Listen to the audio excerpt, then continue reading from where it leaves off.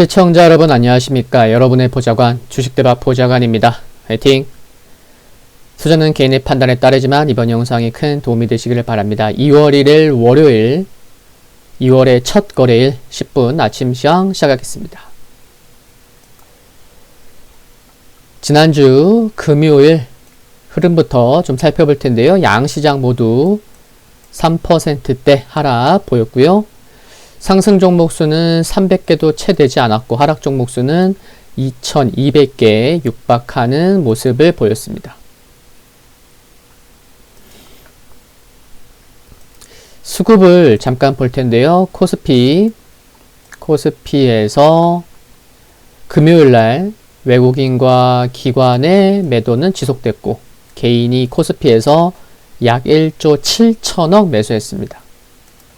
그리고 코스닥에서도 마찬가지죠. 외국인과 기관 매도, 개인의 매수, 화수, 목금 이어지는 모습이고요. 네, 보험, 연기금 크진 않지만 매수도 보인 주체가 있었다는 것도 확인할 수가 있습니다. 지난주 금요일 국내 증시 경기 회복 불확실성 및 중국의 15금리 상승 등으로 코스피는 3,000포인트 하회하면서 올해 고점 대비로는 9.7% 하락했습니다. 미국 게임스톱이 시간의 거래에서 급등했고 미국 지수 선물 낙폭이 확대된 것이 주말을 앞두고 투심을 위축시켰고요. 금요일 역시 양시장에서 개인만 매수했는데 지난 26일 화요일부터 특히 기관도 매도를 보였지만 특히 외국인 현물 매도금의 규모가 커진 것이 수급적으로 부담이 되는 모습이 이어지고 있다는 거죠. 자연스레 프로그램 매도도 확대되는 모습이고요.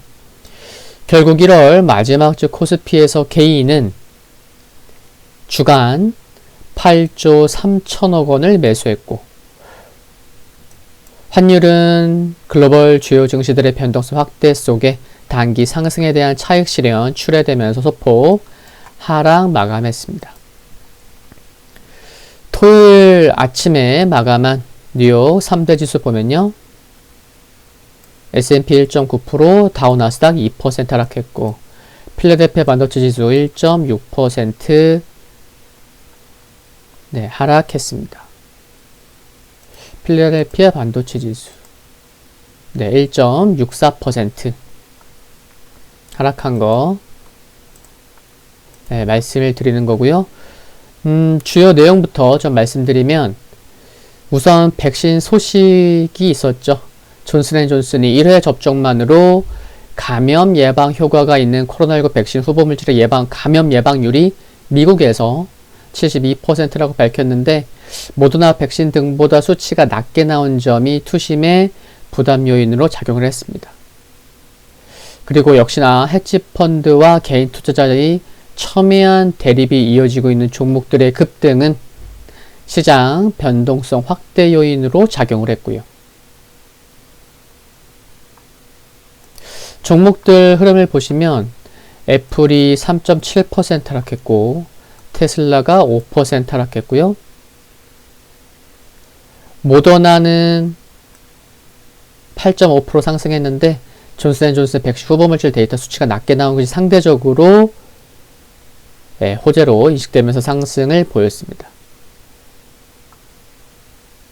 퍼스솔라가 5.6% 하락했고요. 카니발이 5.4% 하락했고 금융주 JP모건 체이스는 크게 하락하진 않았어요. 그렇죠?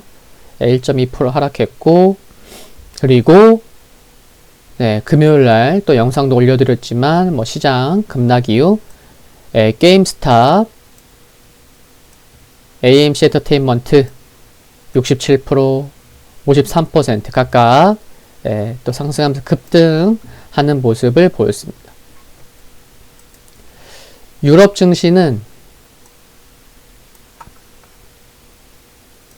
보시면 유럽 증시도 모두 흐름이 좀 저조했습니다.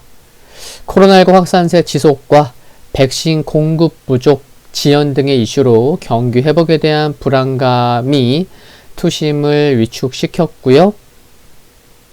그리고 중국 상해 증시 역시나 게임스톱 등 관련 종목들의 변동성이 커지고 있는 것이 투심을 위축시키면서 하락 마감했습니다.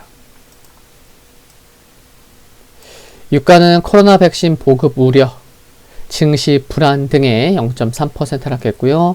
금 가격 증시 하락이 이어지면서 0.5% 상승했습니다. 오늘 발표되는 지수 주요 일정 보면은 중국에서 1월 차이신 제조 구매 관리자 지수 PMI 지수 발표되고요. 독일에서 1월 제조 PMI 지수, 1월 유로존 제조 PMI 지수, 미국에서 1월 마켓 제조 PMI 지수, 1월 공급관리협회 ISM 제조 PMI 지수, PMI 지수가 발표가 많이 됩니다. 그리고 미국 에린 로젠그렌 보스턴 연방준비은행 총재 연설이 예정되어 있습니다. 지금 보시는 지수는 다우산업 지수인데요.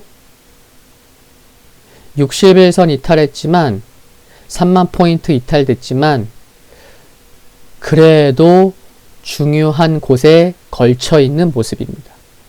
그래서 미리 좀 이렇게 지지선은 그어놨는데 반등이 나오면 나올 수도 있는 그런 지수입니다.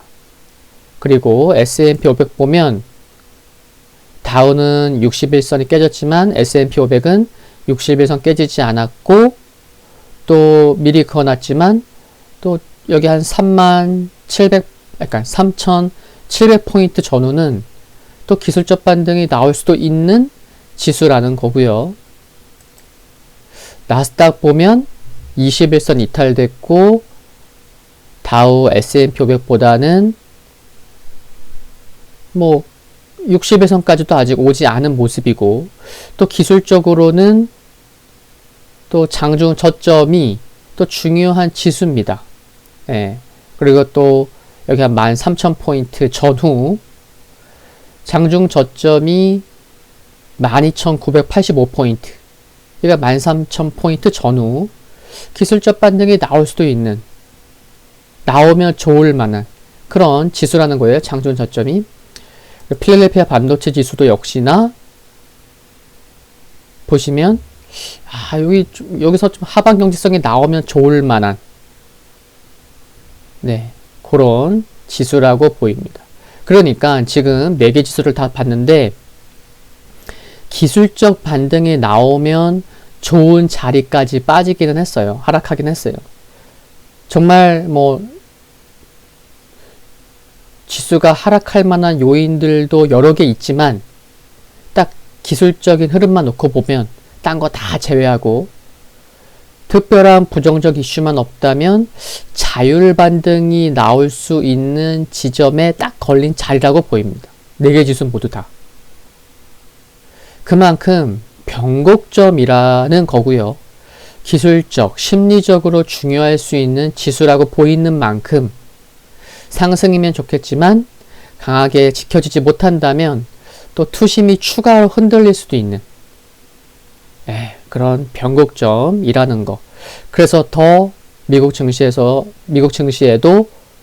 더 집중해야 될 시점으로 보입니다.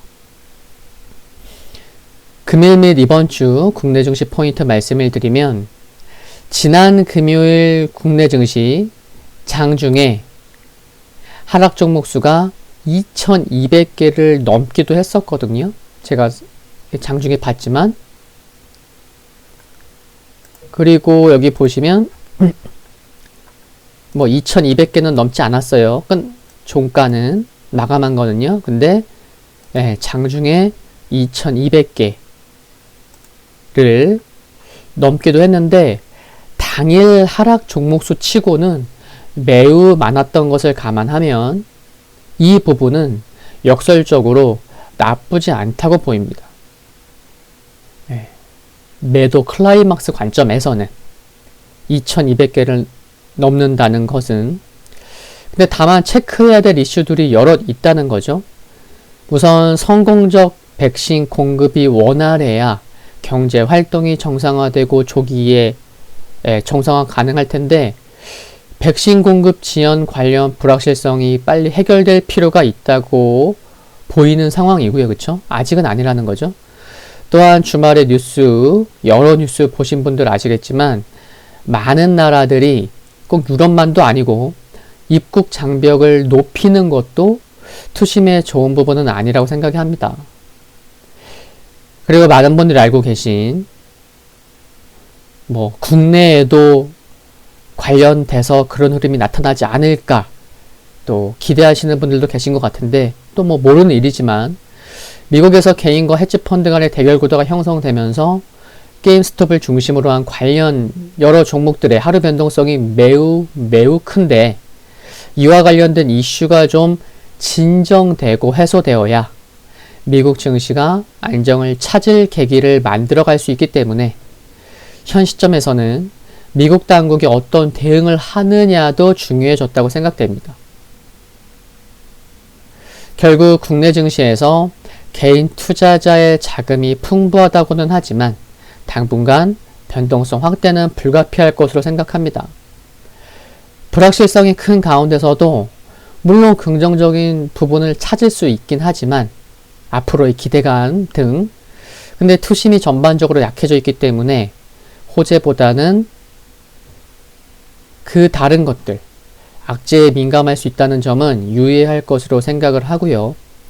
이런 가운데 이번 한 주 미국에서는 여러 여는 총재들이 하루가 멀다 하고 연설 일정이 잡혀있는 점도 체크가 필요하겠고 또 이번 주에 아마존, 알파벳, 화이자, 퀄컴 등의 실적 발표가 예정되어 있는 점 또 현지 시간 5일 미국에서 발표되는 노동부의 고용 보고서 등도 중요할 것으로 생각을 합니다.